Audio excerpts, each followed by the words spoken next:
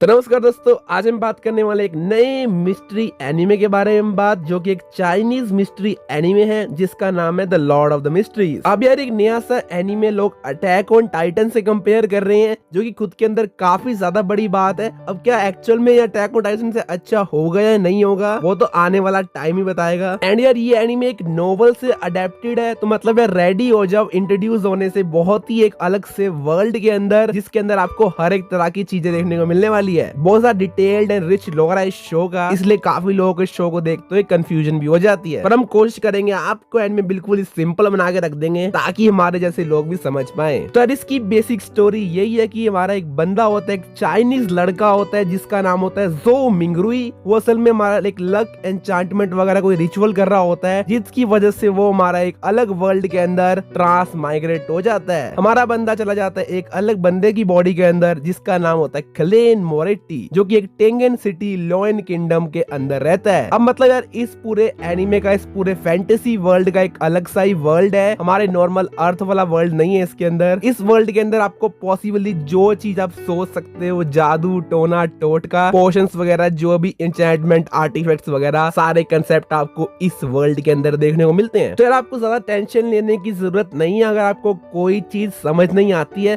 क्योंकि यार इसकी 18 वॉल्यूम्स है इसकी नॉवल की, एंड उसके बाद भी उसकी नॉवल की भी कंटिन्यूएशन आ रही है शो के अंदर। इस शो के लगभग 5 सीजन होने वाले हैं। मतलब यार ये शो चलने वाला है अभी 6-7 साल। तो मैं तो यही कहूंगा आप ज्यादा डिटेलिंग पे इतना फोकस मत करो। अगर आपको कोई फैमिलीज वगैरह शो के अंदर समझ नहीं आती है, आर्टिफैक्ट्स वगैरह समझ नहीं आते, तो धीरे धीरे सब समझ में आएगा शो के अंदर। आप इसकी मिस्ट्री की, शो की ब्यूटी को एंजॉय करने की कोशिश करो। एक चीज मेरे को बहुत दुख होता है, इस शो की जो एनिमेशन है काफी ज्यादा सिनेमैटिक एक्सपीरियंस है इसके हर एक एपिसोड को देखने का, और काफी ज्यादा आर्टिस्टिक एनिमेशन है इसकी। पर यार मैं शो के अंदर बिजी होता हूँ, मतलब पूरे कैप्शंस वगैरह पढ़ने के लिए। चाइनीज अपने को आती नहीं यार, तो सबटाइटल्स पढ़ते पढ़ते मिस्ट्री समझते समझते भाई एनिमेशन देखने का टाइम ही नहीं मिलता अपने को। वैसे कमाल की बात बताऊं तो आप इस शो को हिंदी डब में भी देख सकते हो। मतलब मत पूछना भाई कैसे देख सकते हैं इसको हिंदी डब में। तो अगर इसकी स्टोरी के अंदर आए तो हम आपको बताते हैं, इसके हर एक एपिसोड के अंदर आपको थोड़े बहुत एडवेंचर देखने को मिलते हैं हमारे मेन कैरेक्टर क्लेन मोरेटी के, जो कि जो एक्चुअल क्लेन मोरेटी उसने तो सुसाइड कर ली थी रिवॉल्वर से। बेसिकली कहने का मतलब यही है, हर एक एपिसोड के अंदर आपको थोड़े बहुत कोइंसिडेंस देखने को मिलते हैं।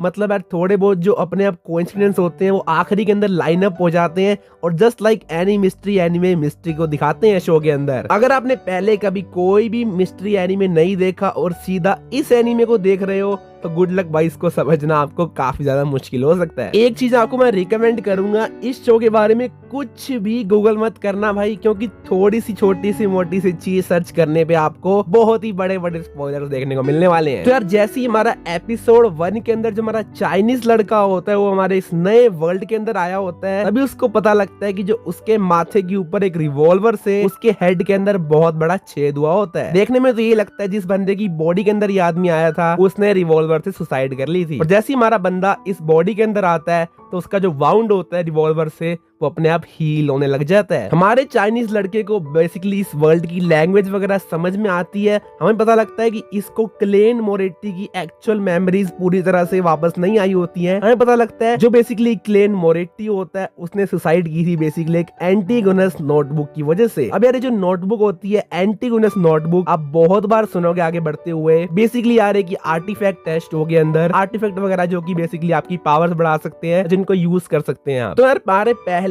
एपिसोड के अंदर जो हमारा मेन कैरेक्टर होता है वो बेसिकली थोड़ा बहुत वर्ल्ड वगैरह एक्सप्लोर करता है। हमारे पहले हाफ के अंदर ब्रेड वगैरह लेता है शो के अंदर, पूरे टेंगन सिटी को एक्सप्लोर करता है लोयन किंगडम के। इस पहले सीन्स के अंदर हमको थोड़ी सेंस ऑफ अनफैमिलियरिटी देखने को मिलती है, क्योंकि हमारा बंदा एक नई जगह पे आता है तो उसको कुछ लोग उसको फॉलो भी कर रहे होते हैं फॉर सम रीजन। एंड यार इस वर्ल्ड के अंदर जो चीजें थी वो काफी ज्यादा सिमिलर थी अर्थ से। मतलब जैसे टेरेट स्कार जैसे हमारे अर्थ के ऊपर होते हैं, वैसे इस फैंटेसी वर्ल्ड के अंदर भी थे। कहने का मतलब यही है, जो इस लोयन किंगडम का पहले वाला एम्परर था जिसका नाम था एम्परर रोजेल गुस्ताफ, वो भी असल में एक ट्रांस माइग्रेटेड था। जैसे हमारा चाइनीज लड़का इस वर्ल्ड के अंदर आया था, वैसे जो उसका पुराना एम्परर पुराने टाइम के अंदर वो भी इसी वर्ल्ड के अंदर आया था। एंड उसने काफी ज्यादा चीजें चेंज करी, काफी ज्यादा रेवोल्यूशन लाई है इस वर्ल्ड के अंदर, पूरे फैंटेसी वर्ल्ड के अंदर। एंड यार ये खुद के अंदर कोई भी नई चीज नहीं है, बहुत सारे इसेकाई एनिमे के अंदर ज्यादातर ऐसा होता है और बहुत कॉमन प्लॉट है। हम देखते हैं हैं हमारे मेन कैरेक्टर को एक क्लाउन टाइप का लड़का सर्कस में इनवाइट करने के लिए उसको अप्रोच भी करता है, पर जो हमारा क्लेन मोरेटी होता है वो उसको इग्नोर कर देता है। जो क्लेन होता है बेसिकली एक लोअर मिडिल क्लास फैमिली से होता है, उसके पास इतना कुछ खास पैसा होता नहीं है और बेसिकली एक हिस्ट्री स्कॉलर होता है, जैसे मैंने पहले बताया था। हमको एक बंदा दिखाते हैं जो बेसिकली हमारे क्लेन मोरेटी को फॉलो कर रहा होता है।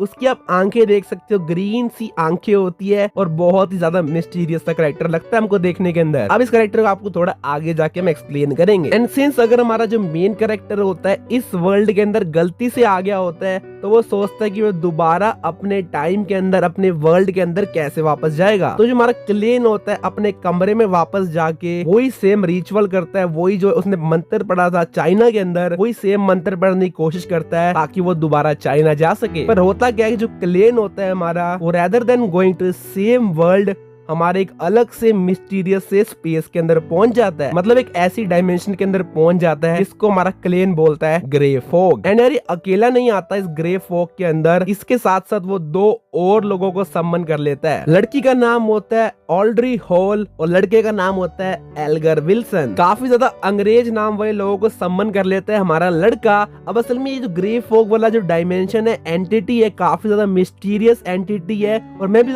काफी ज्यादा क्यूरियस होता हूँ। इस एंटिटी के अंदर जो हमारा क्लेन होता है उसके बाद काफी ज्यादा पावर्स वगैरह होती हैं। आगे जाके हम देखेंगे स्टोरी के अंदर जो हमारा मेन कैरेक्टर है इस ग्रे फॉग का काफी ज्यादा यूज भी करेगा। बेसिकली होता क्या है, जो तीनों लोग होते हैं ये असल में डिसाइड करते हैं एक दूसरे से इंफॉर्मेशन वगैरह शेयर करने के लिए इस वर्ल्ड के अंदर। हमारे क्लेन के पास कोई भी इंफॉर्मेशन नहीं होती है इस वर्ल्ड के बारे में, तो वो सोचता है कि मेरे को इंफॉर्मेशन गैदर करनी चाहिए, क्योंकि जितनी वो इंफॉर्मेशन गैदर कर पाएगा उतने ज्यादा चांस होंगे उसके पास अपने दोबारा चाइना में जाने के लिए। यहाँ पे जो क्लेन होता है अपनी आइडेंटिटी को हाइड करता है और अपने को as a Mister Fool identify करने को कहता है। अब यहाँ पे द फूल एक एज अ टैरेट कार्ड की तरह हमको दिखाते हैं। एंड बेसिकली जो हमारे टैरेट कार्ड का वर्जन इस एनिमे के अंदर आपको देखने को मिलता है, ये भी हमारे एम्परर रोजेल गुस्ताफ ने इन्वेंट किए थे इस वर्ल्ड के अंदर। पूरे हमारे ग्रे फॉग में आते ही जो हमारा मेन कैरेक्टर होता है वो सुनने में काफी ज्यादा कूल साउंड करता है, मतलब भाई जो भी चीज जो भी लाइन बोलता है सुनने में काफी ज्यादा ओवर पावर्ड साउंड करता है।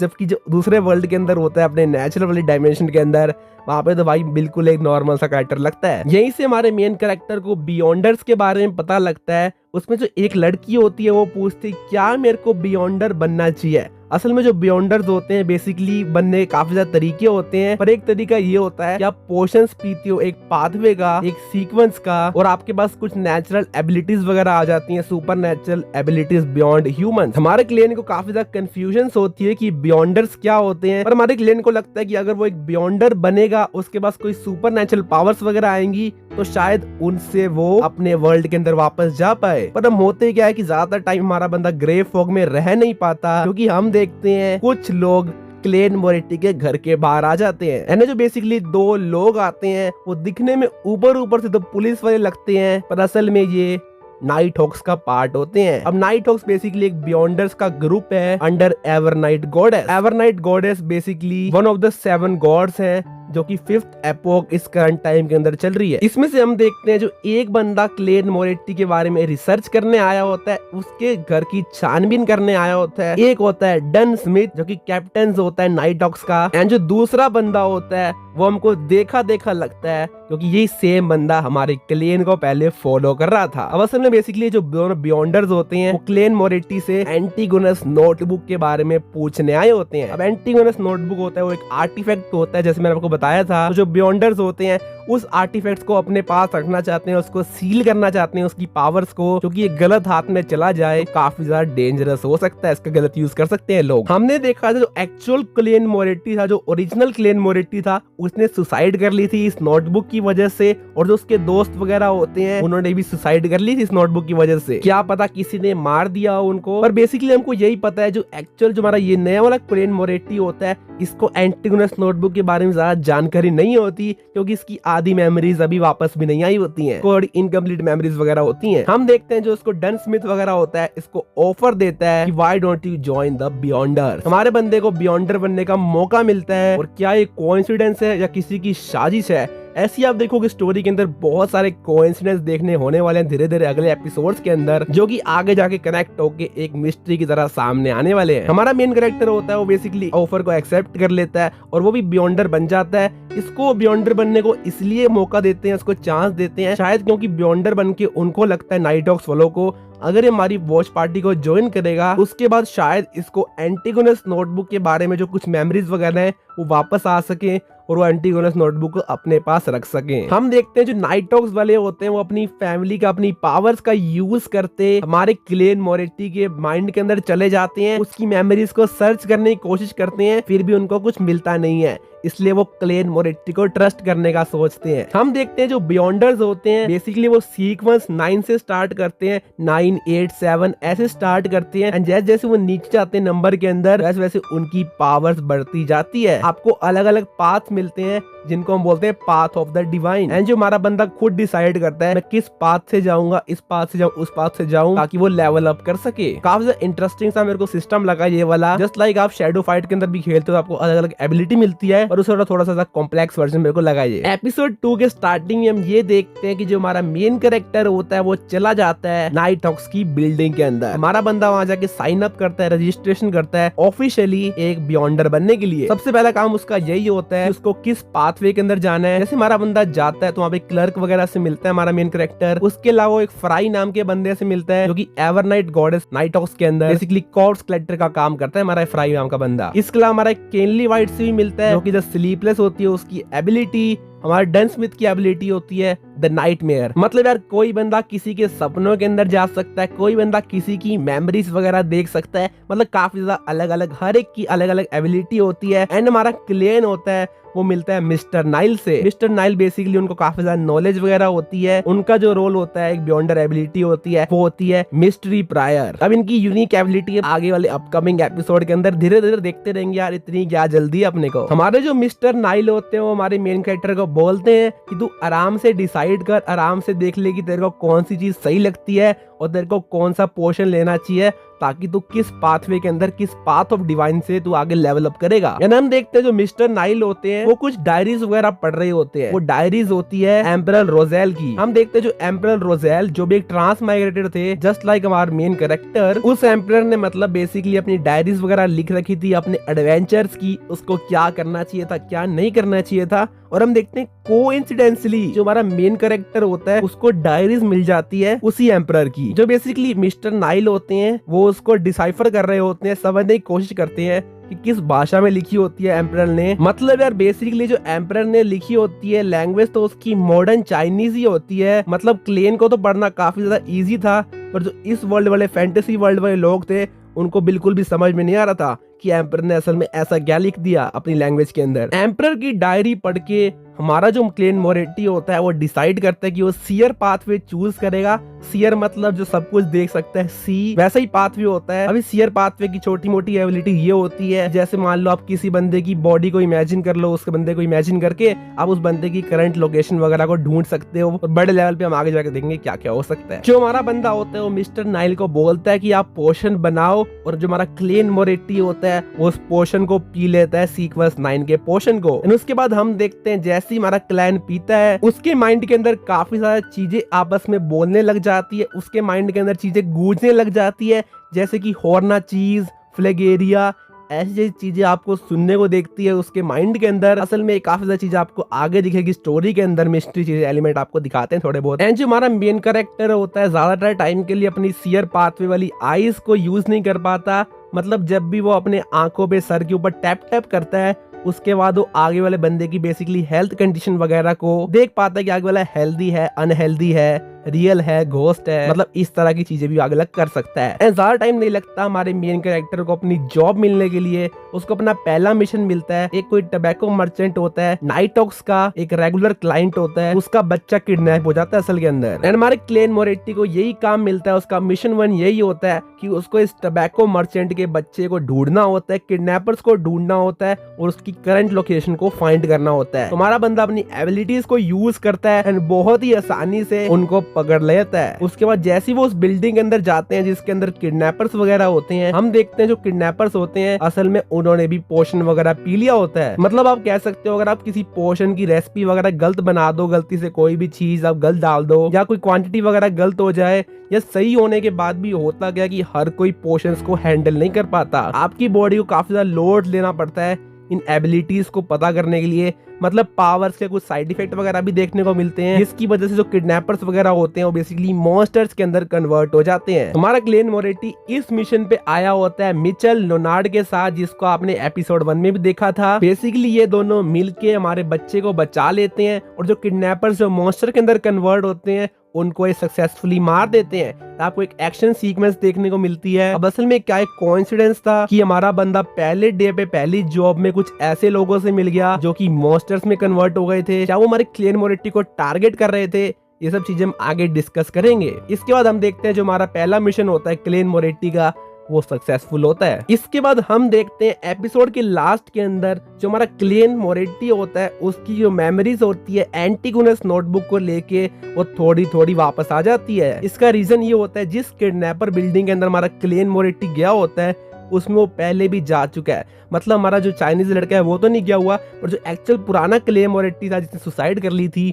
वो इस बिल्डिंग के अंदर पहले भी गया हुआ था। एंड उसके अंदर उसको नोटबुक इमेजिन होती है जिसके ऊपर लिखा होता है Everyone will die including me. इसी के साथ हमारा एपिसोड ये वाला एंड हो जाता है। मतलब आपको दूसरा कोइंसिडेंस देखने को मिलता है कि हमारा ग्लेन मोरेटी उसी सेम किडनैपर वाले हॉल के अंदर गया, उसी बिल्डिंग के अंदर गया जिसके अंदर वो पहले जा चुका है। एंड यार बीच में हम ऐसा सीन देखते हैं जिसके अंदर कैप्टन डन स्मिथ और ग्लेन मोरेटी आपस में एक मिथ के बारे में बात कर रहे होते हैं जिसका नाम होता है मिथ ऑफ क्रिएशन। अगर आपने पहले कभी जिंदगी में एवोल्यूशन वगैरह थोड़ी बहुत पढ़ी होगी तो आपने सुना होगा किस तरह से जो लाइफ थी, अर्थ थी, किस तरह से बनी थी, किस टाइम के अंदर बनी थी। वैसे ही इस एनिमे के अंदर हमारे पास होती है मिथ ऑफ क्रिएशन। जैसे जो ट्रू क्रिएटर था उसने किस तरह से अर्थ को बनाया था, ह्यूमंस को बनाया था, उससे कैसे हर कोई चीज इवॉल्व हुई थी। ये शो की एक वन ऑफ द मिथ है। जैसे कुछ ऑर्गेनाइजेशन वाले किस तरह से ट्रू क्रिएटर के अंदर मानते हैं वो हम आगे स्टोरी में बढ़ते हुए बात करेंगे। तो थर्ड एपिसोड के स्टार्टिंग में हम ये देखते हैं कि जिन किडनैपर्स को हमारे ग्लेन ने और लोनार्ड मिचेल ने पकड़ा होता है, भाई सच बताऊं तो लोनार्ड मिचेल का नाम लेने में मेरे को बड़ा अजीब लगता है, हर बार इतना बड़ा नाम है इसका। पर बेसिकली होता क्या है कि जिन किडनैपर्स को इन्होंने पकड़ा होता है बेसिकली अपने बियॉन्डर जो उनके नाइट हॉक्स के अंदर होते हैं वो अपनी एबिलिटीज का यूज करते हैं, जैसे कि नाइटमेयर हो गए हमारे और कॉर्प्स कलेक्टर्स हो गए। किडनैपर्स पे रिसर्च करने के बाद उनके सामने एक और नया नाम सामने आता है जिसका नाम होता है रे बीबर। अब उनको पता लगता है करंटली नोटबुक इसी बंदे के पास होगी, तो बीबर भैया की लोकेशन निकालने के लिए वो ग्लेन को पूछते हैं कि इस बंदे की लोकेशन तू फाइंड कर अपनी सीयर एबिलिटी से। पर जैसे जो हमारा ग्लेन होता है वो डिवाइनेशन यूज करता है। डिवाइनेशन मतलब बेसिकली अपनी डिवाइन पावर्स को यूज करना। जैसे ही हमारा ग्लेन यूज करता है उसको कोई भी रिजल्ट देखने को नहीं मिलता। मतलब होता क्या है कि हमें पता लगता है कि कोई ना कोई ऐसा बंदा है, कोई ऐसी पावर है जो ग्लेन को अपनी डिवाइनेशन परफॉर्म करने नहीं दे रही और बीच में इंटरफेयर कर रही है। तो इसी रे बीबर की लोकेशन को निकालने के लिए जो हमारा डन स्मिथ होता है वो बेसिकली परमिशन लेता है चर्च की। बेसिकली जो एवरनाइट गॉडेस का ये चर्च है होली कैथेड्रल की परमिशन लेता है और उनको सील्ड आर्टिफैक्ट ग्रेड 2049 यूज करने का मौका मिलता है। अब थोड़ी देर में आपको पता लगेगा कि आर्टिफैक्ट्स कितने यूजफुल हो सकते हैं और कितने डेंजरस भी। असल में जो किडनैपर्स होते हैं वो बेसिकली एक सीक्रेट ऑर्गेनाइजेशन का पार्ट होते हैं जो कि होती है सीक्रेट ऑर्डर। अब हर एपिसोड के बीच के अंदर क्रेडिट्स के अंदर ये बीच में थोड़ा बहुत ज्ञान लिख देते हैं। उसके अंदर उन्होंने सीक्रेट ऑर्डर के बारे में थोड़ा बहुत ज्ञान लिखा था। उसके बेसिस में हमको यही पता लगता है जो सीक्रेट ऑर्डर है बेसिकली एक सीक्रेट ऑर्गेनाइजेशन है जो कोई ज्यादा काम वगैरह करती नहीं है। एज सच उनकी मूवमेंट्स और उनको समझना काफी ज्यादा मुश्किल है। पर इस केस के अंदर वो एंटीगोनस नोटबुक को लेने के लिए अपने बंदों को भेज रहे हैं। तो मेरे ख्याल से इसी चीज को बचने के लिए जो एवरनाइट गॉडेस के चर्च और होली कैथेड्रल वाले हैं उन्होंने सील्ड आर्टिफैक्ट को यूज करने की परमिशन दी। और ग्रेड 2 का मतलब होता है डेंजरस। अब अलग अलग ग्रेड्स के आर्टिफैक्ट्स होते होंगे मे बी। और बेसिकली जो सारे आर्टिफैक्ट्स वगैरह होते हैं जो सील होते हैं ये बेसिकली गेट के बाहर रखते हैं, गेट के अंदर रखते हैं जिसका नाम होता है Chanis Gate. I think some kind of barrier होता है ताकि आर्टिफैक्ट्स वगैरह बेसिकली कंट्रोल में रहें और लिमिट ना खोएं। इस मिशन को करने के लिए हमारे पास और बियॉन्डर्स आते हैं। एंगन सिटी के नाइट हॉक्स के अलावा लियोन किंगडम की capital city Backlund funny name but दूसरी सिटी के बियॉन्डर हमारे इस मिशन के ऊपर हेल्प करने के लिए आते हैं। इस मिशन की जो रिस्क कैलकुलेशन होती है वो होता है एक्सट्रीम रेस। काफी ज्यादा डेंजरस मिशन के अंदर काम करने वाला है हमारा क्लेन। टोटल इस मिशन के अंदर काम करने के लिए 3 बियॉन्डर्स आते हैं, 2 सीक्वेंस 7 के और एक सीक्वेंस 8 के। जो एक सीक्वेंस 7 की फीमेल बियॉन्डर होती है उनको हमने पहले भी देखा हुआ है एपिसोड 1 के अंदर, जब बेसिकली वो एंटिगोनस नोटबुक को ढूंढ रहे होते हैं तो वो मेमोरीज चेक करते हैं हमारे क्लेन मोरेटी की, पर उनको कुछ भी ऐसा कुछ खास मिलता नहीं है। हम देखते हैं मिशन को स्टार्ट करने से पहले सभी लोगों को एक वियर्ड सी एक्टिविटी के बारे में बताते हैं, जिसके अंदर सब लोगों को कॉन्स्टेंटली अपने हैंड को मूवमेंट करनी पड़ती है। फिर हमें मिलाते हैं हमारे आर्टिफैक्ट 2049 से। बेसिकली जब ब्रीक फेस खुलता है तो उसके अंदर से एक छोटा सा क्लाउन टाइप का पपेट निकलता है, जो कि भाई छोटा तो लगता है पर उसकी शक्ल देख के बड़ा धमाका हो सकता है आर्टिफैक्ट। अब इस आर्टिफैक्ट को यूज करते हैं रे बाइबर की लोकेशन को ढूंढने के लिए। ये छोटी सी छोटी लोकेशन को, ब्लड को सेंस करके एक्चुअल आदमी की बहुत ज्यादा एग्जैक्ट लोकेशन बता सकता है आर्टिफैक्ट। पर इस आर्टिफैक्ट की एक कमी ये होती है कि जो भी इसके आसपास होते हैं उस आदमी को ये अपना पपेट बना लेता है, मतलब उस आदमी को ये स्लो कर देता है और उसको लिटरली मार भी सकता है। पर इसके रेंज ऑफ इफेक्ट से बचना काफी ज्यादा आसान है। अगर कोई एक्सटर्नल फोर्स या कोई आपको पीछे से धक्का वगैरह देता है तो आप इजीली बच सकते हो इसके रेंज से, इसके कंट्रोल से आप निकल जाओगे। तो ज्यादा टाइम वेस्ट नहीं करते हैं और जो हमारे नाइट हॉक्स वाले होते हैं वो निकल पड़ते हैं रे बाइबर को ढूंढने के लिए। बीच में हम ये सीन ऐसा देखते हैं जिसके अंदर जो रे बीबर होता है वो बेसिकली हमारी नोटबुक से कुछ प्रे वगैरह कर रहा होता है। हम देखते हैं जो रे बीबर होता है वो बेसिकली एंटिगोनस फैमिली का डिसेंडेंट होता है। मेरे ख्याल से पहले किसी टाइम के अंदर जो इसकी फैमिली थी, एंटिगोनस फैमिली थी, वो किसी ने डिस्ट्रॉय कर दी होगी। एंड इसकी फैमिली को वापस से रिवाइव करने के लिए हमारे बीबर भैया इस नोटबुक को अपने अंदर ऑब्जर्व कर देते हैं। पर हमें पता लगता है कि ये बंदा नोटबुक को कंट्रोल करने की जगह नोटबुक इसको कंट्रोल करती है और ये बंदा लिटरली एक मॉन्स्टर के अंदर चला जाता है। मतलब भाई ये आदमी भी बजर्क बन जाता है। बेसिकली हम बीच में एक और बंदा देखते हैं जो हमको दिखाते हैं, वो एक क्लाउन टाइप का बंदा होता है। हम देखते हैं क्लाउन टाइप का बंदा जो क्लेन मोरेटी को पहले एपिसोड में मिला था सर्कल में इनवाइट करने के अंदर, ये जोकर सा कैरेक्टर असल में सीक्रेट ऑर्डर का मेंबर होता है। इसके हाथ में सीक्रेट ऑर्डर का निशान बना होता है। मतलब यार ये बंदा भी नोटबुक के पीछे पड़ा हुआ है। तो जो हमारे नाइट हॉक्स की टीम हो जाती है वो पहुंच जाती है हमारे बीबर भैया से लड़ने के लिए और नोटबुक को बाहर निकालने के लिए। हम देखते हैं इसके बाद आता है एक एक्शन सीक्वेंस, जिससे पहले जो हमारा क्लेन मोरेटी होता है वो कंफर्म कर लेता है कि जो बीबर भैया ने नोटबुक है वो अपने अंदर ऑब्जर्व कर लिया है। मतलब पहले आपको इस मॉन्स्टर को मारना पड़ेगा इस नोटबुक को रिकवर करने के लिए। तो हमारे सारे बियॉन्डर्स लग जाते हैं काम पे और काफी ज्यादा तगड़ी एक्शन फाइट करने के बाद, डिशम करने के बाद ये नोटबुक को बाहर निकाल लेते हैं। हमें पता लगता है जो रे बीबर होता है वो काफी ज्यादा स्ट्रॉन्ग होता है और नॉर्मल बजर्क मोड से ज्यादा वो एक डेड सोल के अंदर बन जाता है। मेरे को नहीं पता भाई डेड सोल वगैरह क्या होती है ये, पर मतलब काफी तगड़ा बजर्क मोड में था ये वाला बंदा। पर चीजें अभी खत्म नहीं होती है। जैसे हम देखते हैं जैसे वो नोटबुक को बाहर निकालते हैं, जो हमारा सीक्रेट ऑर्डर का क्लाउन होता है, जोकर होता है, वो आ जाता है नोटबुक को चुराने के लिए।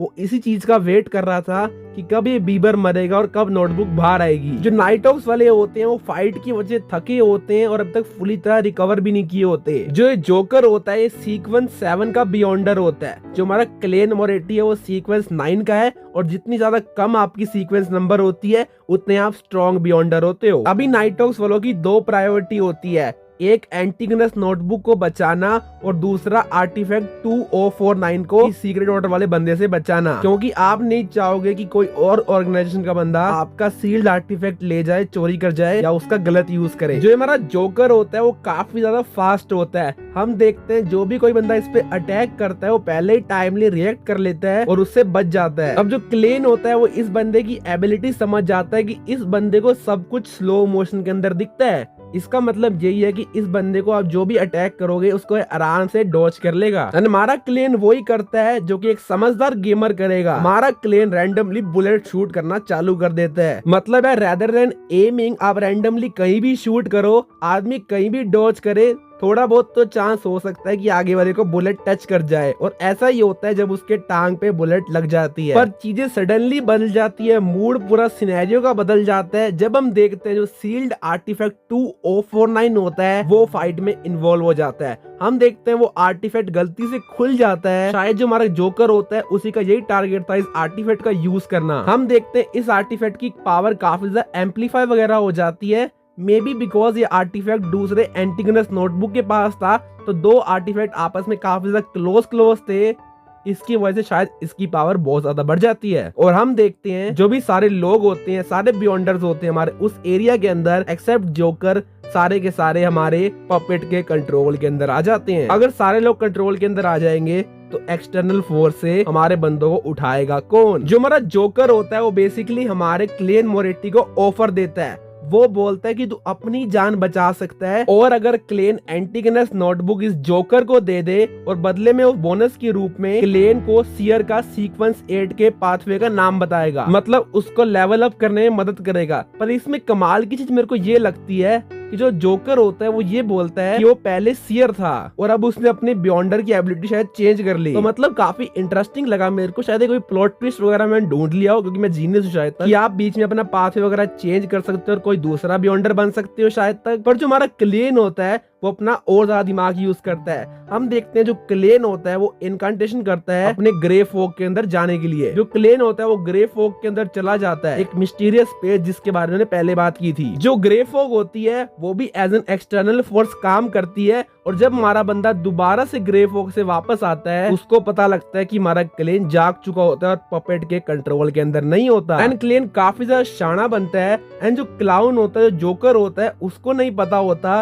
कि जो क्लेन है वो पपेट के कंट्रोल के अंदर नहीं है। जोकर को तो ये लग रहा होता है कि ये लड़का अभी भी पपेट के कंट्रोल के अंदर है और ये हिल नहीं सकता। एंड जो हमारा क्लेन होता है वो डील कर लेता है कि वो एंटिगोनस नोटबुक के बदले में उससे सीक्वेंस 8 के पाथवे का नाम पूछेगा। जैसे ही हमारा बंदा उसको सीक्वेंस 8 के पाथवे का नाम बताता है, जो कि होता है क्लाउन, मतलब भाई जोकर और क्लाउन दोनों सेम ही होगा एक तरह से। जैसे ही हमारा जोकर करीब आता है हमारे क्लेन से नोटबुक लेने के लिए और क्लेन को उठाने के लिए पपेट के कंट्रोल से, तभी हमारे बंदे को धोखा मिलता है और सर पे खाता है हेडशॉट। पर जो हमारा क्लेन होता है वो अकेला हमारे आर्टिफैक्ट के कंट्रोल से बाहर नहीं निकलता। हम जो देखते हैं एक जो बंदा होता है जिसका नाम होता है लोनार्ड मिचेल, वो भी बपेट के कंट्रोल से अपने आप बाहर निकल जाता है। मतलब क्लेन की तरह इस लोनार्ड मिचेल के पास भी सम सॉर्ट ऑफ कोई ऐसी तगड़ी पावर है एक्सटर्नल फोर्स बराबर की। अब क्या एक्चुअल पावर है, क्या मिस्टीरियस कैरेक्टर है इस बंदे का, वो तो मेरे को भी नहीं पता। ये बंदा क्लेन को एक डायलॉग भी बोलता है जो कि आप पढ़ भी सकते हो। एग्जैक्ट डायलॉग मैं लिख दूंगा आपके ऊपर, मतलब स्क्रीन के ऊपर। अपने आप को ये मेन कैरेक्टर बोलता है, प्रोटैगनिस्ट बोलता है, मतलब मेरे को तो ये साइड कैरेक्टर लगा पूरे शो के अंदर। वैसे तो ये बंदा हमारे क्लेन को वार्न भी करता है,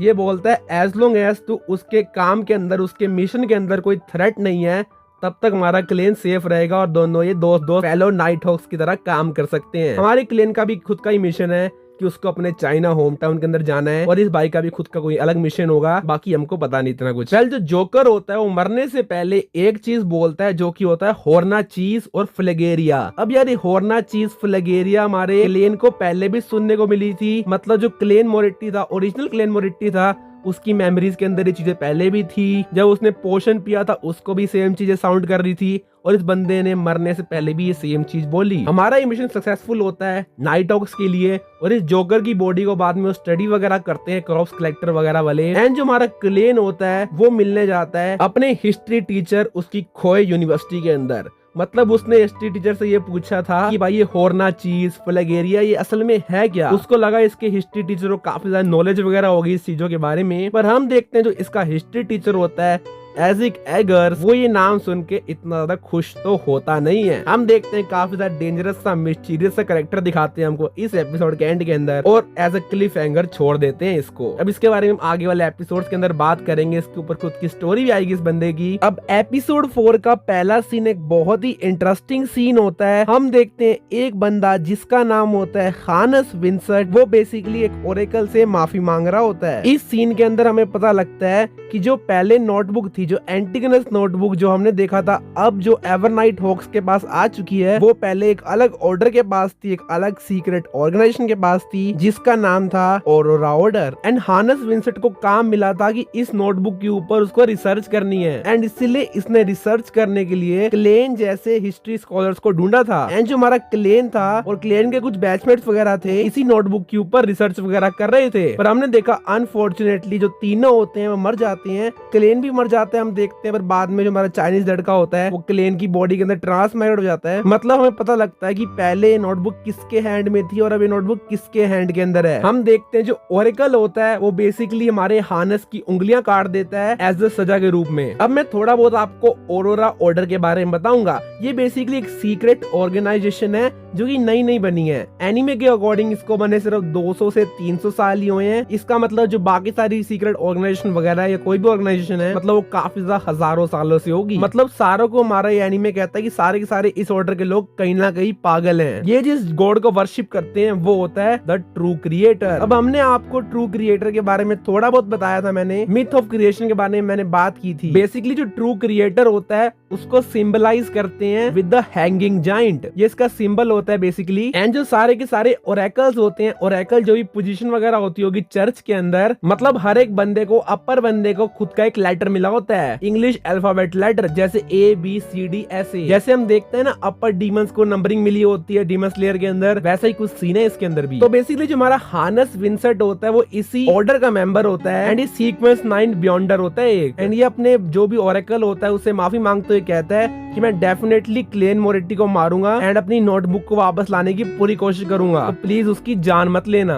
तो हम देखेंगे इस एपिसोड के अंदर बेसिकली किस तरह से जो विंसेंट होता है वो हमारे बंदे की जान के पीछे पड़ेगा, क्या ये मार पाएगा या नहीं मार पाएगा। बेसिकली जो हमारा क्लेन मोरेटी होता है ऑन दी अदर हैंड, ये एपिसोड काफी ज्यादा चिल टाइप का एपिसोड होता है। इस एपिसोड के अंदर हम देखते हैं जो क्लेन की लाइफ होती है किस तरह से इम्प्रूव हो चुकी है। नाइट हाउस को ज्वाइन करने के बाद उसकी सैलरी वगैरह काफी ज्यादा बढ़ चुकी है, क्लेन को काफी बढ़िया पैसा मिलता है and as a Beyonder Seer बनने के बाद जो उसका फैमिली का स्टेटस है वो भी काफी ज्यादा इम्प्रूव वगैरह हो चुका है। ये बंदा अब लोअर मिडिल क्लास नहीं है और कोई हायर मिडिल क्लास वाली कैटेगरी के अंदर आता है। अब इसके बाद हम देखते हैं जो हमारा क्लेन मोरेटी होता है वो एक कोई रैंडम सी शॉप के अंदर घुसता है। इस शॉप के अंदर बेसिकली जो हमारे बियॉन्डर्स वगैरह होते हैं वो नॉर्मल पब्लिक को सिखाते हैं किस तरह से वो जादू वगैरह कर सकते हैं, डिवाइनेशन वगैरह कर सकते हैं, उनका फ्यूचर भी बता सकते हैं। एंड कोइंसिडेंटली हम ये देखते हैं जो विंसेंट होता है वो इसी शॉप के अंदर होता है एंड वो इसी शॉप के अंदर इसी का जो मेन बियॉन्डर होता है। अब मेरे को लगा था कि भाई इस सीन के अंदर तो पक्का लड़ाई होने वाली है क्लेन मोरेटी की और विंसेंट की, पर ऐसा कुछ होता नहीं है। जो हमारा विंसेंट होता है वो काफी ज्यादा आराम से बात कर रहा होता है क्लेन से, कोई भी अपने इंटेंशन वगैरह दिखाता नहीं है हमारा बंदा उसकी जान के पीछे पड़ा है। पर बेसिकली हम देखते हैं जो हमारा विंसेंट होता है वो क्लेन को एक एडवाइस देता है। वो क्लेन को बोलता है कि उसको अपनी फैमिली के साथ टाइम स्पेंड करना चाहिए और गैदरिंग वगैरह में जाना चाहिए। अब हमारा विंसेंट बेसिकली मेरे ख्याल से डरता था या कुछ वीक होगा वो, इसलिए वो डायरेक्ट फाइट लेता नहीं है हमारे क्लेन से, क्योंकि काफी ज्यादा लोग भी थे आसपास, तो शायद ये फाइट लेना समझदारी का काम नहीं समझता। हम थोड़ी देर के अंदर बिल्कुल समझ जाएंगे कि विंसेंट ने एक ऐसी अजीब सी एडवाइस क्यों दी क्लेन को कि उसको अपनी फैमिली के साथ टाइम स्पेंड करना चाहिए। पर इसके बाद हम देखते हैं जो हमारा क्लेन होता है वो मिलने जाता है हमारे मिस्टर नाइल से। बेसिकली जो मिस्टर नाइल होते हैं वो हमारे क्लेन को सिखाते हैं रिचुअल मैजिक के बारे में। अब रिचुअल मैजिक एक ऐसा मैजिक है जिसके अंदर जो बियॉन्डर्स होते हैं बेसिकली गॉड की पावर को बोरो कर सकते हैं। मतलब यही है कि अगर आपके पास ज्यादा पावर नहीं है एट द टाइम तो आप किसी भी वन ऑफ द 7 गॉड्स की पावर को बोरो कर सकते हो एंड टेम्परेरीली आप कुछ देर के लिए थोड़े से स्ट्रॉन्ग हो जाओगे। एंड इसके अलावा हमको जो मिस्टर नाइल होते हैं वो बेसिकली सिखाते हैं कि किस तरह से मिस्ट्री प्लेयर बियॉन्डर किस तरह से काम करता है, उनका क्या असल में काम होता है। वैसे इसके अलावा जो हमारा ये एपिसोड था काफी चिल एपिसोड था एंड काफी सारे कॉमेडी वगैरह वाले आपको सीन्स देखने को मिलते हैं। इसके बाद हमारा क्लेन होता है वो चला जाता है ग्रे फॉग के अंदर। ग्रे फॉग से वो दोबारा से मिलता है अपने ऑड्री हॉल से और एल्गर विल्सन से। इन दोनों से फिर से आपस में इंफॉर्मेशन वगैरह एक्सचेंज वगैरह करते हैं। एंड जो हमारा क्लेन होता है बेसिकली खुद का ज्ञान थोड़ा कम देता है और जो ज्ञान इसने सेकंड हैंड लिया होता है रोजेल गुस्ताफ की डायरीज वगैरह पढ़ के वही सेम सेकंड हैंड ज्ञान इन दोनों को चेपता रहता है। एंड जो दोनों लोग होते हैं वो सोचते हैं कि भाई क्या ही तगड़ा बंदा है हमारा क्लेन मोरेटी। क्लेन नहीं, वैसे द फूल सोचते हैं क्योंकि उनको क्लेन का असली नाम नहीं पता। एंड क्लेन सोचता है कि अगर ये इन दोनों की पावर्स का यूज कर पाएगा तो शायद हमारा बंदा अपने वर्ल्ड में जा पाए दोबारा चाइना के अंदर। तो हमारा जो क्लेन होता है बेसिकली इन दोनों को बोलता है ये बेसिकली एक गुड लक एनचांट करने के लिए एक रिचुअल मैजिक को एनचांट करे जब इनको टाइम मिले फ्री का। मतलब बेसिकली कि वो इन लाइनों को बोले, जो कि लाइनें ये होती हैं कि the fool doesn't belong to this world. The fool मतलब हमारा Klein Moretti. You are the mysterious ruler over grey mist. You are the king of red and yellow who deserves good luck. ऐसा ही कुछ होता है। सच बताऊं तो इस चीज को सुन के जो हमारा एल्गर विल्सन होता है वो तो हक्का बक्का हो जाता है। मतलब उसका हक्का बक्का होने का कारण यही होता है कि जो बेसिकली एन्चांटमेंट होती है, इनकांटेशन होती है, ये बेसिकली 3 लाइन की होती है। एंड जो बेसिकली 3 होनोफ्रिक्स होती है ये यूजुअली हम गॉड्स के लिए यूज करते हैं। मतलब जब भी आप गॉड की पावर करोगे तो उससे पहले आप 3 लाइनें बोलोगे। तो मतलब ये इनकांटेशन करने का मतलब यही हो गया, जो क्लेन मोरेटी है, जो द फूल है, उसकी पावर गॉड के लेवल की पावर है। मतलब भाई पता नहीं भाई क्या बढ़ा चढ़ा के हमारे मेन कैरेक्टर को गॉड के लेवल का बता देते हैं। हम देखते हैं जो एल्गर विल्सन होता है वो बेसिकली समुद्र के अंदर ट्रेवल वगैरह कर रहा होता है। उसकी लाइफ के अंदर वेव्स ही वेव्स देखने को मिलती है हमारे बंदे को। एंड जो दूसरी तरफ लड़की होती है वो बेसिकली एक नोबल फैमिली का हिस्सा होती है। हम देखते हैं वो नोबल फैमिली के अंदर अपनी फैमिली की हेल्प करने की कोशिश करती है। इसके बाद हमारा बंदा ग्रे फॉग से वापस आ जाता है। एंड हम देखते हैं जो क्लेन की छोटी बहन होती है मलीशा, वो हमारे क्लेन को बताती है कि उसकी एक दोस्त है, सहेली है, जिसका भाई कोई बर्थडे पार्टी वगैरह है तो उसको क्लेन को आना जरूर है। अब हमारे क्लेन को एक चीज याद आती है कि जो विंसेंट था उसने हमारे क्लियन को कहा था कि अगर कोई भी फैमिली साथ कोई गैदरिंग वगैरह हो तो उसको मिस करना बिल्कुल भी नहीं। तुम्हारा क्लियन सोचता है कि हाँ भाई मैं बिल्कुल जाऊंगा। तुम्हारा क्लियन हो जाता है, तैयार हो जाता है पार्टी में जाने के लिए। अब डेफिनेटली यार एक विंसेंट का ट्रैप होगा, क्योंकि विंसेंट ने कहा था इसको पार्टी में जाना चाहिए एंड इसको पार्टी में जाने का ऑफर भी मिल जाता है। अब मेरे को लगा था यार पार्टी में इसको विंसेंट मिलेगा एंड विंसेंट इसको बेसिकली एम्बुश वगैरह करेगा, इसको मार वगैरह देगा। और हम देखते हैं जो विंसेंट होता है वो डायरेक्टली अटैक नहीं करता है। हम देखते हैं जो विंसेंट होता है बेसिकली मलीशा की दोस्त को एक मैजिक मिरर गिफ्ट कर देता है। मतलब इस मिरर का काम यही होता है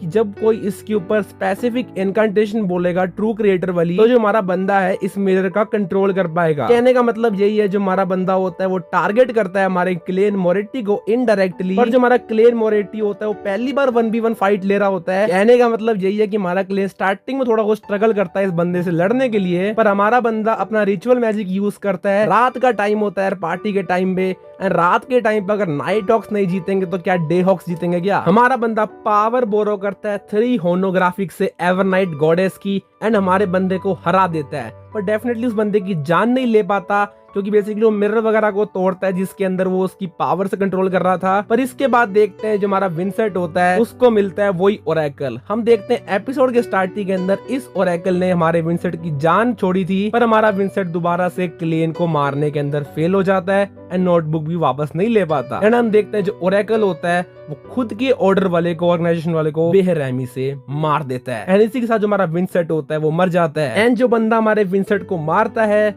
वो होता है mister G 22nd oracle of Aurora Order. And हमको ट्रू क्रिएटर हैंडिंग जाइंट को भी दिखाते हैं एपिसोड के लास्ट के अंदर एज अ क्लिफ हैंगर। तो एपिसोड 5 की स्टार्टिंग में हम ये देखते हैं जो कैप्टन डनस्मिथ होते हैं वो काफी ज्यादा थके थके होते हैं। होता गया कि पिछले एपिसोड के लास्ट सीन के अंदर हम देखते हैं जब वो विंसेंट के ड्रीम के अंदर जाते हैं तो उनको ट्रू क्रिएटर देखने को मिलता है। True creator is evil God, मतलब भाई ये इविल से ज्यादा पता नहीं क्या ही बड़ी एंटिटी हमको देखने को मिलती है। जो डनस्मिथ होता है बेसिकली जब ड्रीम के अंदर इन्वेड करता है तो इतनी ज्यादा स्ट्रॉन्ग स्पिरिचुअलिटी की वजह से जो हमारा डनस्मिथ होता है वो ड्रीम के बाहर आ जाता है और ज्यादा कोई इन्फॉर्मेशन वगैरह कलेक्ट भी नहीं कर पाता। खैर इसके बाद हम देखते हैं कोई एक लेडीज होती है जिसका नाम होता है मिसिस मेयर। वो बेसिकली अपने हस्बैंड के रिटर्न के लिए, असल में होता क्या जो मिसिस मेयर के हस्बैंड होते हैं वो बेसिकली एक शिप के ऊपर जनवरी के अंदर गए होते हैं एंड उस शिप को निकले कम से कम 1 महीना से ज्यादा हो चुका होता है, फिर भी उसके हस्बैंड अभी भी घर नहीं आए होते। एंड जो हमारा क्लेन मोरेटी है वो काफी ज्यादा फेमस हो चुका है पूरे टेंगन सिटी के अंदर की एक अच्छा बियॉन्डर है, इससे आप जो काम बोलोगे आपका कर देगा अच्छी तरह से। तो ये आंटी भी आई होती है अपने हस्बैंड की सेफ जनवरी को पूछने के लिए। एंड जो हमारा क्लेन होता है वो बेसिकली अपनी डिवाइनेशन को यूज करके आंटी जी को बता देता है कि आपका हस्बैंड सेफली कुछ दिन के अंदर घर आ जाएगा। एंड हम देखते हैं जब मिस्टर मेयर वापस आते हैं बच बचा के शिप से। असल में होता क्या है वो शिप जो अल्फला होती है उसका कोई ट्रेजेडी वगैरह हो जाती है, उसके अंदर गुंडे वगैरह अटैक कर देते हैं जिसकी वजह से ज्यादा लोग होते हैं सारे मर जाते हैं। एंड होता क्या है हमारे मिस्टर मेयर को ये लगता है कि उनकी जान बचाई थी एक बंदे ने जिसका नाम था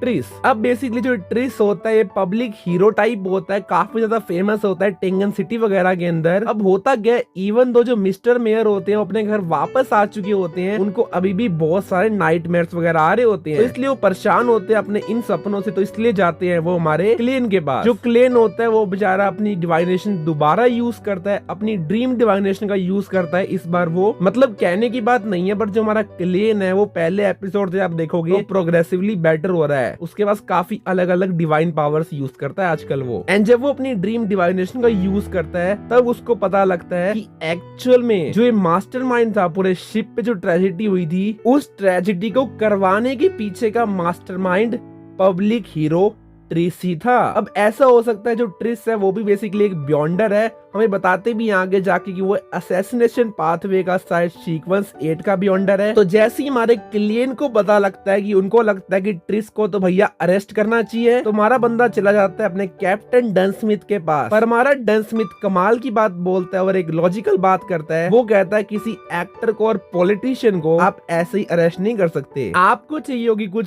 सॉलिड एविडेंस या बंदे को आपको रंगे हाथ पकड़ना पड़ेगा। इसके बाद हम देखते हैं जो कैप्टन डन स्मिथ होता है वो मदद मांगता है मैंडेड पनिशर्स की और मशीनरी हीवर माइंड्स की। असल में जो दोनों होते हैं ये भी बियॉन्डर ग्रुप्स कह सकते हो, ये भी बेसिकली इक्वल्स ही होते हैं नाइट हॉक्स के। पर इवन तो जो नाइट हॉक्स होते हैं वो चर्च ऑफ एवरनाइट गॉडेस के होते हैं, ये बेसिकली होते हैं church of lord of storms के and church of machinery and steam. इसके बाद अगले सीन के अंदर हम देखते हैं जो ट्रिस होता है वो नंगू पंगू पड़ा होता है। जो ट्रिस होता है वो बेसिकली एक फीमेल से बात कर रहा होता है, एक विच टाइप की फीमेल हमको देखने को मिलती है। हमें पता लगता है जो ट्रिस होता है वो कोई मिशन वगैरह कर रहा होता है अपना, और वो अपने प्रमोशन वगैरह की बात कर रहा होता है। इसको देख के हमें ये लगता है जो ट्रिस है शायद तक एक डीमन सेक्ट का पार्ट है। अब डीमनाइट सेक्ट एक बेसिकली एक ऐसा ग्रुप है जिस ग्रुप के अंदर जो भी सारे अपर अथॉरिटीज वगैरह हैं वो सारे के सारे फीमेल्स देखने को मिलती हैं आपको। और ये जो ग्रुप है डीमनाइट सेक्ट, इसका एक ही ऑब्जेक्टिव होता है, इसको पूरे वर्ल्ड के अंदर डिजास्टर्स वगैरह फैलाने हैं। एंड बेसिकली जो लड़की होती है जो ट्रिस से बात कर रही होती है, ये ट्रिस को एक एडवांस पेमेंट के रूप में रेसिपी वगैरह दे देती है अगले पाथवे की, जिसका नाम होता है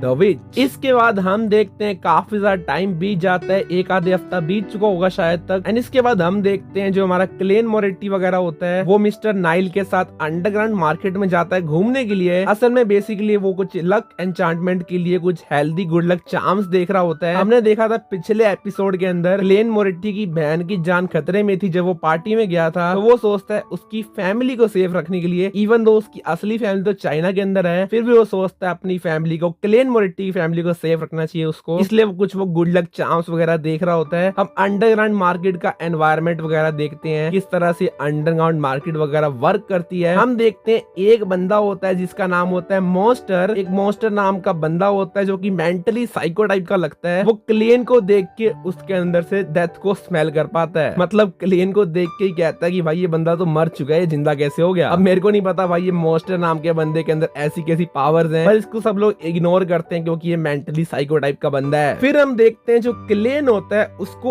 अंडरग्राउंड मार्केट के अंदर एक जाना पहचाना चेहरा देखने को मिलता है, एंड वो चेहरा होता है हमारे ट्रिस का। जैसे ही हमारा क्लेन देखता है ट्रिस उसके सामने होता है, तो जो हमारे सारे लोग होते हैं मैंडेड पनिशर्स नाइट टॉक्स वाले, सारे के सारे लग जाते हैं इस ट्रिस को पकड़ने के पीछे। और जो ट्रिस होता है हमारा असैसिनेशन पाथवे का बंदा होता है, इसकी वजह से वो फटाफट से भाग के निकल जाता है। जो हमारा क्लेन होता है वो अपनी ड्राउसिंग रोड से ट्रिस की लोकेशन फाइंड करने की कोशिश करता है कि उस बंदे की करंट लोकेशन उसकी आसपास ही होनी चाहिए थी। जैसे ही वो बंदा उसकी लोकेशन को ढूंढने की कोशिश करता है, हम देखते हैं जिस लोकेशन के अंदर वो जाते हैं, जिस बिल्डिंग के अंदर वो जाते हैं, वहाँ पे ट्रिस तो होता ही नहीं है। वहाँ पे सिर्फ बहुत सारी लड़कियां होती है, जिसके अंदर से एक लड़की हमारे क्लेन के गलती से कोलाइड कर जाती है। इस लड़की का नाम होता है ट्रिसी। अब ये लड़की बेसिकली थोड़ी बहुत सस्पिशियस सी लड़की लग रही होती है, पर हम ज्यादा ध्यान नहीं देते हैं, हमारे क्लेन का ध्यान होता है ट्रिस को ढूंढने के अंदर। इसके बाद हर जगह वांटेड वगैरह के पोस्टर लगा देते हैं, इनाम लगा देते हैं कि ट्रिस को ढूंढोगे तो आपको इनाम मिलेगा। पर बेसिकली जो सर्च होती है वो एक एज अ फेलियर सामने आती है और ट्रिस कभी मिलता ही नहीं है। खैर इसके बाद हम देखते हैं काफी दिन बीत जाते हैं, एंड जो टेंगन सिटी के अंदर होती है हम देखते हैं हमारे बियॉन्डर्स के पास एक और केस आता है, जिसके अंदर वो कहते हैं जो गरीब वगैरह लोग होते हैं टेंगन सिटी के अंदर, उनकी डेथ रेट है वो बहुत ज्यादा बढ़ चुकी है। इवन तो जो गरीब लोग होते हैं उनका मरना लोग काफी ज्यादा ऑब्वियस समझते हैं क्योंकि उनके पास खाने पीने का कुछ होता नहीं है, फिर भी लोगों का इतनी जल्दी मरने में कोई सस्पिशियस एक्टिविटी वगैरह लगती है। बेसिकली हमें पता लगता है जो गरीब लोग होते हैं उनके मरने का पीछे का रीजन होता है डीमन सेक्ट। हम देखते हैं जो डीमन सेक्ट वाले होते हैं वो गरीब लोगों का बचा हुआ लाइफ स्पैन ले रहे होते हैं। जैसे मान लो किसी लोगों के लिए 3 साल बचे हैं, 4 साल बचे हैं, उन लोगों की बची हुई जिंदगी को ले लेते हैं ताकि वो एक अलग सा ईविल सा कर्स फॉर्म कर सके। इस सेक्ट का यही तो काम था कि हर जगह ये अपने ईविल कर्सेस वगैरह डिजास्टर वगैरह फैला सके। और जो हमारे नाइट ऑक्स वाले होते हैं इस चीज को समझ लेते हैं और वो चले जाते हैं इसकी लोकेशन फाइंड करने के अंदर और इस कर्स को लोगों की लाइफ स्पैन को लेने को रोकने के लिए। जब वो अपनी लोकेशन पे पहुंचते हैं वहाँ पे उनको सेम लड़की मिलती है, एक ब्यॉन्डर लड़की मिलती है जिसका नाम होता है ट्रेसी। अब असल में जो ट्रेसी होती है वो मैजिक कर्स वगैरह का मैजिक वगैरह कर रही होती है, कर्स को फॉर्म कर रही होती है जिसको बोलती है द विच इज कर्स। अब ये लड़की बहुत ज्यादा स्ट्रॉन्ग ब्यॉन्डर होती है। बेसिकली ये लड़की से फाइट वगैरह भी करते हैं पर हमारी लड़की इतनी स्ट्रॉन्ग होती है वो इतनी आसानी से इनसे बच के निकल जाती है। मतलब हमारे दोनों मिलके भी इस लड़की को रोक नहीं पाते पर डेफिनेटली वो कर्स वगैरह को तो रोक देते हैं और इतना फैलने नहीं देते। अगर अब तक आपको समझ नहीं आया तो मैं बता दूं एपिसोड के लास्ट के अंदर हम पहुंच चुके हैं। ये जो ट्रिसी होती है बेसिकली हमारा ट्रिसी होती है। हम देखते हैं जो ट्रिस होता है वो डीमन सेक्ट का पार्ट होता है एंड हमारा भाई पता नहीं क्या सर्जरी वगैरह लेके पोशन वगैरह पी के लड़की के अंदर कन्वर्ट हो जाता है एंड एज अ प्रमोशन की जो बात कर रहा था बेसिकली डीमन सेक्ट के अंदर वो अपर अथॉरिटी के अंदर आने लग चुका है। वो मतलब भाई जो हमारा ट्रिस होता है वो काफी ज्यादा हॉट सी लड़की के अंदर बन चुका है अब तो। एंड एपिसोड के लास्ट के अंदर हम देखते हैं जो ट्रिस होता है या ट्रिसी होती है वो ट्रेन लेके कहीं ना कहीं दूर भाग रही होती है। सर अब बात करने वाले हम एपिसोड 6 इस शो के। अब तक के जो एपिसोड थे वो थोड़े से बोरिंग टाइप के एपिसोड थे। ये एपिसोड थोड़ा सा एक इंटरेस्टिंग टाइप का एपिसोड भी था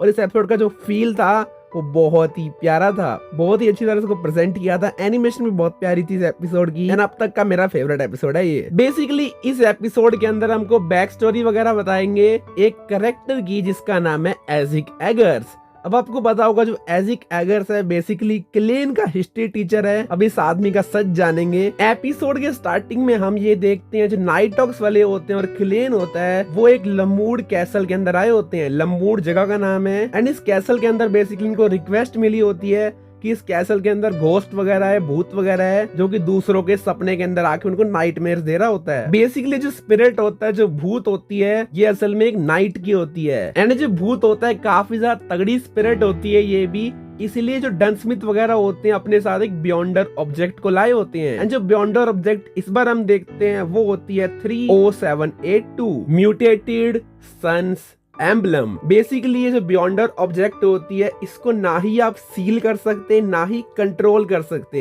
ये कोई सील्ड आर्टिफैक्ट नहीं है। बेसिकली क्लेन इसकी पावर्स को देखते ही कितनी आसानी से ये सारे स्ट्रॉन्ग से स्ट्रॉन्ग स्पिरिट्स को ये दूर भगा देता है, मार देता है, वहीं खत्म कर देता है। तो क्लेन को भी लगता है कि इसकी पावर कहाँ से आई, इसका ओरिजिन क्या है। तो क्लेन करता क्या है, छुपके से जाता है ग्रे फॉग के अंदर, वहां पे अपनी बियॉन्डर पावर्स का यूज करके देखने की कोशिश करता है कि एक्चुअल में ये बियॉन्डर ऑब्जेक्ट बना तो बना कैसे। एंड हम देखते हैं जो बियॉन्डर आइटम होती है ये बनी होती है किसी गोल्डन ब्लड टाइप की चीज से। असल में होता क्या है, कोई डाइटी का ब्लड टाइप होता है। बेसिकली हमको एक एटर्नल ब्लेजिंग सन जैसा कुछ दिखाते हैं। हमें थोड़ी बहुत नहीं बहुत सारी फोरशैडिंग वगैरह देखने को मिलती है इन सीन्स के अंदर। हम देखते हैं जो हमारा क्लेन होता है जैसे इस ब्लड की ड्रॉप को छूने की कोशिश करता है हमारा क्लेन जल के राख होने वाला होता है। पर होता क्या है, जो ग्रे फॉग होती है उसको बचा लेती है। मे बी हमारा क्लेन किसी गॉड के नजरों के अंदर झांकने की कोशिश कर रहा था। इतनी स्ट्रॉन्ग पावर्स को देखने के चक्कर में हमारा बंदा अपनी जान तक खो सकता था। पर उसको काफी सारी इंफॉर्मेशन वगैरह मिलती है, उसको कुछ चार्म वगैरह बनाने के पोशंस की रेसिपी वगैरह भी मिलती है, काफी सारी नॉलेज मिलती है।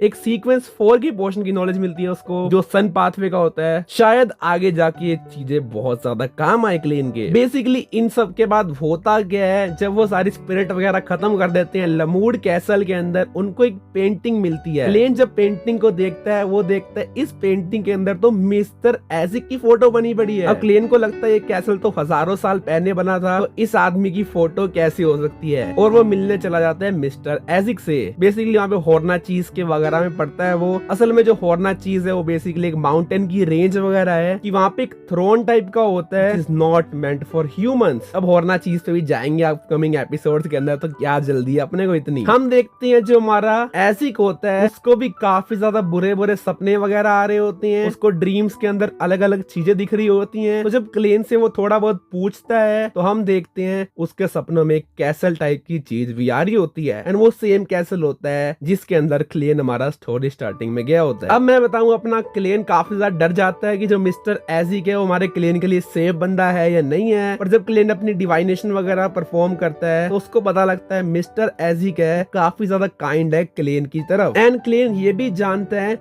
अगर क्लेन मिस्टर एजिक को उस लमूड कैसल के अंदर लेके जाएगा तो मिस्टर एजिक फ्यूचर में कभी भी क्लेन की जान बचाने वाले हैं। तो काफी ज्यादा बड़ी फोरशैडोइंग है, सीधा सीधा बोल दिया भाई भूलना मत, कभी ना कभी तो क्लेन की जान बचाएगा ये आदमी। अब बेसिकली मैं आपको सच बताऊं तो ये जो मिस्टर एजिक है ये कैसल इसी आदमी का होता है और ये इसी ने बनवाया होता है। पर आप सोचोगे यार ये कैसल तो हजारों साल पहले बना था, तो इस इंसान के पास ये कैसल कैसे हो सकता है, इसको तो मर जाना चाहिए था। असल में हमको पता लगता है कि हमारे मिस्टर एजिक पे एक कर्स होता है, curse of reincarnation and losing memory. मतलब हर कुछ साल के बाद हमारा बंदा एक स्लीप में चला जाता है। जैसे मान लो आगे वाले ने 50-60 साल की जिंदगी जी ली, उसके बाद 10 साल स्लीप में चला गया, एंड जब वो उठेगा अपनी सारी मेमोरीज वगैरह को लॉस्ट कर चुका होगा, उसको सिर्फ अपनी नाम वगैरह पता होगा, बेसिक इन्फॉर्मेशन पता होगी इस भाई को। एंड जो हमारे भाई को अलग अलग ड्रीम्स वगैरह आ रहे होते हैं वो उसकी पुरानी फैमिलीज के हो रहे होते हैं। आप समझ के देखो यार इस बंदे की स्टोरी कितनी ज्यादा लोनली है। आपको पता है जो इमॉर्टैलिटी है वो भी एक तरह का कर्स है। असल में जो ये आदमी है ये बहुत ही तगड़ा लेजेंडरी बियॉन्डर है। हम देखते हैं जब इसकी बैक स्टोरी दिखाते हैं तो ये पूरी आर्मी इसको अकेले तबाह कर रहा होता है आदमी। जो मिस्टर एसिक होते हैं वो अपने फेट के बारे में बात करते हैं, क्लीन के फेट के बारे में बात करते हैं। मिस्टर एसिक ने अपने कितने परिवारों को खोया है आज तक, और आदमी मर भी नहीं सकता भाई। बहुत ज्यादा सैड लाइफ होती है हमारे मिस्टर एसिक की। उसकी मेमोरीज अभी भी क्लियरली वापस नहीं आई होती बिकॉज ऑफ द कर्स। अब एक कर्स किसने लगाया किसने नहीं लगाया वो तो हमको नहीं पता अब तक। तो हम कुछ सीन के अंदर ये देखते हैं कि ये आदमी पूरे डेथ पाथवे से आया होता है। काफी सारे हिंट्स वगैरह देते हैं हमको। किसी सीन के अंदर हम ये देखते हैं कि हमारा बंदा जिंदा जल रहा होता है।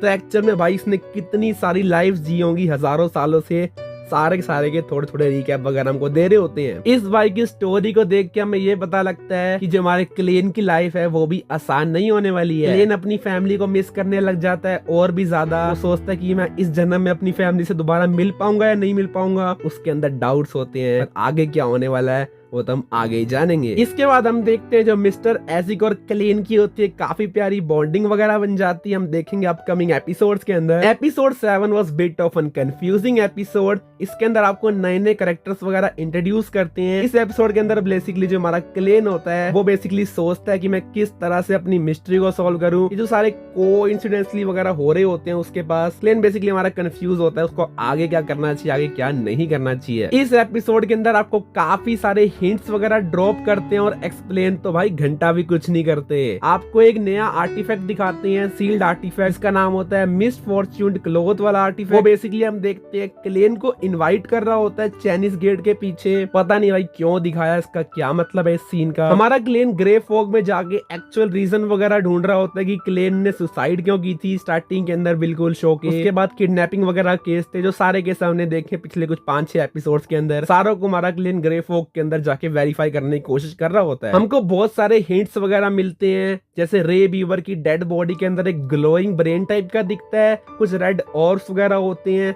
विंसेंट के हाथ में एंटीगनस नोटबुक होती है। अब मैंने आपको सब चीजें पहले ही समझा रखी हैं कि जो एक्चुअल में जो नोटबुक थी वो ऑरोरा ऑर्डर के पास थी और सीक्रेट ऑर्डर वाले इस नोटबुक को लेना चाहते थे। असल में जो सीक्रेट ऑर्डर वाले हैं उसके अंदर एक फैमिली होती है, जो फाउंडर फैमिली होती है सीक्रेट ऑर्डर की वो होती है जारतोल फैमिली, एंड उसका जो डिसेंडेंट होता है अभी करंट टाइम के अंदर वो बेसिकली इस नोटबुक को लेना चाहता है अपने खुद के बेनिफिट के लिए। एंड हमको इस एपिसोड के अंदर बेसिकली ये चीज अच्छी तरह क्लियर कर देते हैं जो सीक्रेट ऑर्डर वाले होते हैं वो भी सीयर पाथवे के होते हैं। जो हम जोकर देखते हैं हमको एपिसोड नंबर 3 के अंदर मिला होता है, वहाँ से हमारे क्लियन को क्लाउन रेसिपी के बारे में पता लगता है। रेसिपी के बारे में पता नहीं लगता, उस रेसिपी का नाम पता लगता है। तुम्हारा क्लियन होता है, सोचता है कि चलो मैं क्लाउन की रेसिपी वगैरह ढूंढ लूं, तभी उसको नाम सामने आता है सीरियस का। अब कोई मोटा सा बंदा होता है सीरियस नाम का। जब क्लियन इस बंदे का नाम देखता है और अपनी डिवाइनेशन में इसको देखता है, इसके 1 सेकंड बाद ही ये बंदा इसको एक लाइब्रेरी के अंदर मिल जाता है। एंड जो हमारा क्लियन होता है इस बंदे को मार देता है और इससे क्लाउन रेसिपी का पोर्शन वगैरह निकाल लेता है। असल में जो सीरियस नाम का बंदा होता है ये बेसिकली ऑरोरा ऑर्डर के अंदर काम करता है, जिसके अंदर हमारा विंसेंट भी काम करता था। ये मिस्टर जी ओरेकल के अंदर काम करता है, 22nd ओरेकल के अंदर काम करता है। ये ऑरोरा ऑर्डर वाले एक ट्रू क्रिएटर को वर्शिप करते हैं एंड बेसिकली ये डूम्सडे की तैयारी कर रहे होते हैं। अब ये डूम्सडे क्या बला है, पता नहीं क्या बला है, पर इस बला के अंदर यही बला है कि जो सारे बंदे हैं टेंगन सिटी के, उनको बलि का बकरा बना के चढ़ा देंगे। इसके बाद हमको एक नया कैरेक्टर दिखाते हैं ऑरोरा ऑर्डर का। शायद ये बंदा ऑरोरा ऑर्डर का, if I am not wrong. अगर ये ऑरोरा ऑर्डर का नहीं भी है फिर भी मतलब बंदा हमारा दोस्त होता है या अलाय होता है सीरियस का। एंड ये भी कुछ बलिदान वगैरह देने के लिए सबके पीछे प्लानिंग वगैरह कर रहा होता है। हम देखते हैं जो बंदा होता है इसने स्कल चुराई होती है हमारे मिस्टर एजी के बेटे की। हमने देखा था एपिसोड 6 के अंदर क्लेन ने लमूड कैसल के अंदर जिस नाइट की स्पिरिट को मारा था वो असल में मिस्टर एजी का बेटा था। एंड इसी बंदे की स्कल को इस बंदे ने चोरी किया होता है। एंड इस बंदे ने पता नहीं इस बंदे की बेटे की स्कल क्यों चोरी वगैरह करी। हम देखते हैं इसका कोई यूज वगैरह कर रहा होता है, बहुत सारी मिस्ट्रीज वगैरह क्रिएट होने लग जाती हैं धीरे धीरे। खैर इस लावेनियस बंदे ने एक और स्कैम वगैरह किया होता है 10,000 पाउंड का। पुलिस भी इसके पीछे काफी ज्यादा बड़ी होती है। इस लावेनियस की हमको फियांसे भी दिखाते हैं जो बेसिकली प्रेग्नेंट वगैरह होती है, जो कि क्लेन के पास भी आती है ताकि वो लावेनियस की लोकेशन वगैरह ढूंढ पाए। अगले एपिसोड के स्टार्टिंग के अंदर हम ये देखते हैं क्लेन भी जानता है अगर उसको इस डूम्सडे वगैरह को रोकना है और काफी तगड़े तगड़े बियॉन्डर से फाइट करनी है तो अकेले तो कुछ नहीं कर पाएगा। हमारा बंदा सीक्वेंस 9 का बियॉन्डर है, वो भी जानता है उसको काफी ज्यादा इंपॉर्टेंट चीजें चाहिए होंगी। वो सोचता है इतनी बड़ी फाइट लेने से पहले एटलीस्ट कुछ वेपन्स वगैरह चाहिए होंगे। उसको वेपन्स के नाम पे याद आते हैं चार्म्स। वो सोचता है अगर वो एक चार्म वगैरह की रेसिपी जो उसको देखने को मिली थी एपिसोड नंबर 6 के अंदर, जब उसने बेसिकली ओरिजिन सर्च किया था हमारे म्यूटेटेड सन एम्बलम का, उसे गोल्डन लिक्विड वगैरह डाइटी के ब्लड से, वो सोचता है अगर वो बना पाए एक गुड लक चार्म वगैरह बना पाए तो उसकी फाइट के अंदर वो काफी ज्यादा हेल्प करेगा। तुम्हारा क्लेन प्लान बनाता है कि किस तरह से वो डन स्मिथ से म्यूटेटेड एम्बलम ले और दोबारा से उससे इनकांटेशन वगैरह करके एक गुड लक चार्म बना पाए। इसके बाद हम एक बहुत ही प्यारा सीन देखते हैं। इसके अंदर हम देखते हैं जो मिस्टर नाइल होते हैं वो क्लेन मोरेटी के साथ और मिस्टर हावर के साथ आराम से दारू वगैरह के पैग लगा रहे होते हैं। मतलब जो मिस्टर हावर होते हैं बेसिकली एक मैंडेड पनिशर होते हैं। मैंने आपको बताया था मैंडेड पनिशर जो बेसिकली चर्च ऑफ ट्रॉम्प से होते हैं। हम देखते हैं जो मिस्टर हावर होते हैं वो हमारे मिस्टर नाइल के बहुत ही पुराने दोस्त होते हैं। हमारे मिस्टर नाइल की हमको बैक स्टोरी बताते हैं कि किसी टाइम के अंदर जब उनकी बीवी जिंदा वगैरह थी तो उनके बहुत सारे दोस्त वगैरह थे। जैसे जैसी उम्र बढ़ती है आपके दोस्त चले जाते हैं और आप लाइफ में अकेले ही बचते हो। तो हमारे सिर्फ मिस्टर हावर और मिस्टर नाइल ही बचे हैं अब इस वर्ल्ड के अंदर। काफी ज्यादा क्लोज फ्रेंडशिप हमको दिखाते हैं इन दोनों के बीच में। क्लेन भी काफी ज्यादा इंस्पायर्ड होता है इनको देख के। जो हमारा क्लेन होता है वो सोचता है कैसे ना कैसे करके उसको गुड लक चार्म्स वगैरह तो बनाने ही पड़ेंगे, इसलिए वो मिस्टर एजी की हेल्प लेता है। मिस्टर एजी के पास काफी ज्यादा घोस्ट वगैरह स्पिरिट्स वगैरह उनके आसपास ही घूम रही होती है। तो जिन लोगों को हमारे मिस्टर एजिक ने अपने ग्रैंड टाइम पे हजारों साल पहले मारा था उनकी स्पिरिट्स को हमारा मिस्टर एजिक यूज कर सकता है as a corpse collector pathway का बंदा है जो। इसके बीच में हमें ऐसा सीन दिखाते हैं जिसके अंदर ग्रे फॉग के अंदर हमको बहुत ही सारी इन्फॉर्मेशन देखने को मिलती है। अब मैं उस इन्फॉर्मेशन को बताने बैठूंगा तो भाई बहुत टाइम लग जाएगा। असल में होता क्या, हमको बहुत सारे सीक्रेट ऑर्गेनाइजेशन के बारे में बताते हैं। लगभग 100 से ज्यादा सीक्रेट ऑर्गेनाइजेशन है कि पहले कौन सी ऑर्गेनाइजेशन बनी, बाद में कौन सी बनी, सबसे पुरानी कौन सी थी, नई कौन सी है, कोई सदर्न कॉन्टिनेंट के अंदर है, कुछ इन्वर्टेड पिरामिड्स वगैरह हैं। आपको बहुत बहुत सारा ज्ञान एक साथ दे देते हैं इस एपिसोड के अंदर। अब ये ज्ञान धीरे धीरे एपिसोड के अंदर बढ़ते बढ़ते भाई इस शो के 6 सीजन कंफर्म हो चुके हैं और उसके बाद 6 सीजन के बाद मूवी भी कंफर्म हो चुकी है। तो भाई जो चीज 10 साल के बाद आएगी इतनी जल्दी अपने को क्या है। एंड इस वीडियो को बनाने में लगभग मेरे को 7 दिन लग चुके हैं अब तक बनाते बनाते, अभी भी वीडियो पूरी नहीं हुई है। इसके बाद हम हम देखते हैं जो हमारा क्लेन मोरेटी होता है वो बेसिकली गुड लक चार्म वगैरह को बना लेता है, और असल में होता क्या है जब वो गुड लक चार्म्स वगैरह को बना रहा होता है ताकि वो खुद को सेफ रख सके और उसके आसपास के लोगों को सेफ रख सके, हम देखते हैं उनकी शिप के ऊपर एक बियॉन्डर बंदा अटैक कर देता है। असल में ये मॉन्स्टर टाइप का बंदा होता है, एक बियॉन्डर जो अपना कंट्रोल खो चुका है। यानी जो बियॉन्डर होते हैं वो होता है मिस्टर हावर। हम देखा था जो मिस्टर हावर 2 मिनट पहले कितने प्यार से दारू पी रहे थे हमारे क्लेन और मिस्टर नाइल के साथ, अब उन्होंने सडनली एक कंट्रोल खो दिया है और एक मॉन्स्टर के अंदर कन्वर्ट हो चुके हैं। जो हमारे क्लेन और लियोनार्ड वगैरह होते हैं इनको हैंडल वगैरह करते हैं। जो मिस्टर नाइल होते हैं वो कहते हैं उन्होंने अपना एक आखिरी दोस्त, एक आखिरी जिगरी यार भी खो दिया, तो वो सोचते हैं एटलीस्ट इसकी जान, इसकी आखिरी सांसें मैं खुद ही खत्म करूंगा इस रिवॉल्वर से। वेल काफी ज्यादा एक हार्ट ब्रेकिंग सीन होता है, मतलब यार एपिसोड के अंदर इमोशनल एक्सपेक्ट डालना भी चालू कर दिया इन्होंने भाई। हमारा क्लीन सोचता है जो भी आदमी बियॉन्डर बनेगा वो कभी ना कभी अपना कंट्रोल खोएगा और ऐसे मॉन्स्टर के अंदर बनेगा। हमारा क्लीन सोचता है क्या सबका यही फेट है, क्या वो भी एक ना एक दिन कभी ना कभी जाके कंट्रोल खोएगा और मॉन्स्टर के अंदर कन्वर्ट हो जाएगा। फिर हमारा एक क्लीन लाइन बोलता है, but I am afraid of, I have power even to exploit god. मतलब भाई क्या ही पावर है इस बंदे के पास, क्या ही कॉन्फिडेंस है इस बंदे के पास। इसके बाद जो हमारा क्लेन होता है वो डिसाइड करने का कि वो क्लाउन पाथवे की तरफ मूव करेगा। एंड भाई जितना ज्ञान मैंने पढ़ चुका हूँ पूरे इंटरनेट वगैरह पे मैं बताऊं, शो का बोरिंग पोर्शन खत्म हो चुका है। लॉर्ड ऑफ द मिस्ट्रीज इससे आगे भाई बहुत ही प्यारा शो होने वाला है। जो पहले 8 एपिसोड थे वो बेसिकली एक इंट्रोडक्शन टाइप का एपिसोड थे जो कि नए लोगों के लिए बहुत ज्यादा बोरिंग हो सकता है शो के लिए। अगर आप इतने एपिसोड सर्वाइव कर चुके हो पीक इज रेडी। इसके बाद आप देखोगे why this show is going to be a masterpiece. क्या शो अटैक ऑन टाइटन को क्रॉस कर पाएगा, इस चीज के साथ हमने इस वीडियो को स्टार्ट किया था और हम एंड के अंदर ये कहना चाहूंगा, may this show create its own legacy. तो मिलेंगे, thanks for watching, good bye.